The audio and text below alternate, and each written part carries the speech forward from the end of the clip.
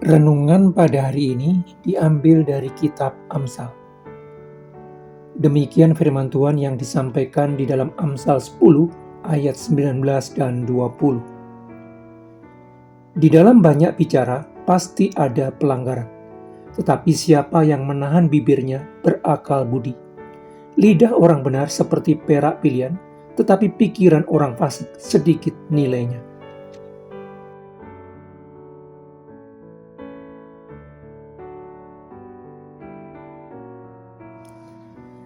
Tuhan menciptakan manusia dengan tubuh dan jiwa. Tubuh adalah bagian dari manusia dengan bentuk jasmania yang terlihat mata. Jiwa adalah bagian dari manusia yang tidak terlihat mata, di mana pikiran, emosi, dan kehendak berada yang menjadi penggerak dari tubuh.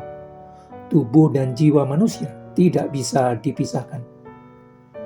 Tuhan memberikan berbagai organ di dalam tubuh manusia dengan beragam fungsinya.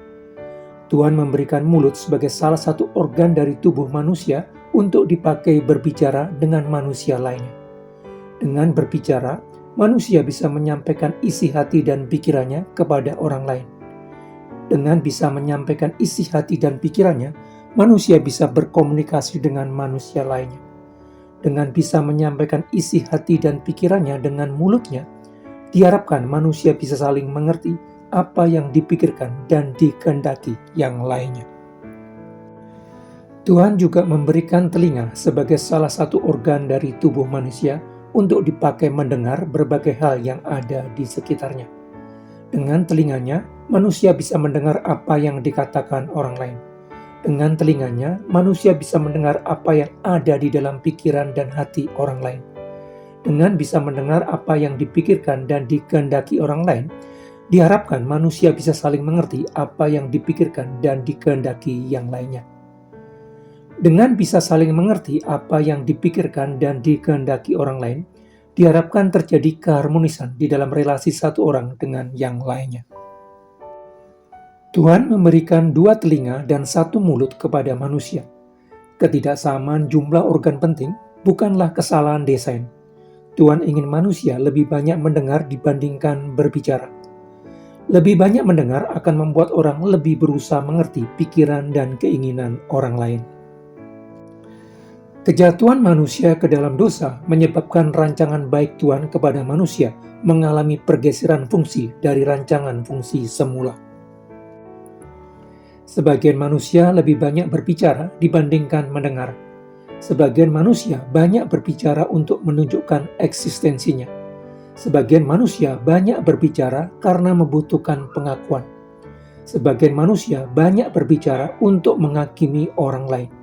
Sebagian manusia banyak berbicara dengan menghakimi orang lain untuk menunjukkan bahwa dirinya lebih baik dan lebih berkualitas dibandingkan orang lain.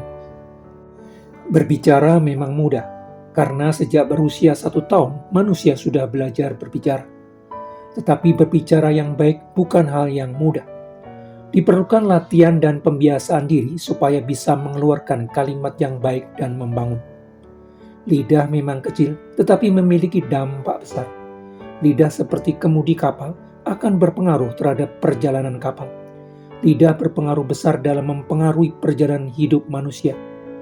Apa yang diucapkan lidah manusia bisa membangun orang lain, tetapi bisa menciptakan kerusakan besar kepada banyak orang. Orang Yahudi meyakini terdapat 3 hal di dalam kehidupan yang tidak dapat ditarik kembali begitu dilepaskan. Pertama, anak panah. Begitu diluncurkan tidak bisa ditarik kembali. Kedua, kesempatan yang disia-siakan, yang seringkali tidak datang kembali begitu terlepas. Ketiga, kata-kata yang telah diucapkan. Kata-kata yang telah diucapkan memang bisa dikoreksi kembali atau diajukan permintaan maaf atas ucapan yang telah dikeluarkan. Tetapi dampak negatif dari ucapan yang buruk tidak bisa dikoreksi begitu saja. Luka yang ditimbulkan akibat perkataan yang salah tidak bisa dihapus secepat permintaan maaf. Lecutan cambuk itu meninggalkan bekas di daging, namun lecutan lidah meremukkan tulang. Lecutan cambuk hanya melukai bagian luar tubuh, lecutan lidah menembus sampai ke bagian dalam tubuh. Perkataan yang dikeluarkan orang akan memiliki dampak besar terhadap perjalanan hidupnya. Hikmat adalah kemampuan untuk menjalani kehidupan dengan baik. Hikmat merupakan pengetahuan praktis yang menolong orang untuk bertindak dan bertutur kata dalam situasi-situasi yang berbeda. Sebagaimana Tuhan telah memberikan 2 telinga dan 1 mulut kepada manusia, karena ingin manusia lebih banyak mendengar dibandingkan berbicara, belajar mendengar lebih banyak dibandingkan berbicara akan menolong orang terhindar dari salah bicara. Belajar menahan diri untuk tidak cepat mengeluarkan perkataan akan membantu tidak melukai hati orang lain. Lagi pula, pada saat mulutnya terbuka, orang tidak belajar apa-apa.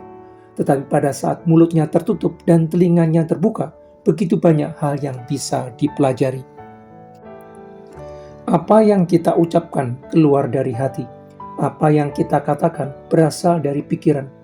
Terus-menerus mengisi hati dengan kebenaran ilahi akan membuat kita bisa mengucapkan kalimat yang selaras dengan maksud ilahi. Secara teratur mengisi pikiran dengan sabda Allah akan menggerakkan kita mengatakan hal yang sejalan dengan kehendak Allah pada waktu yang tepat.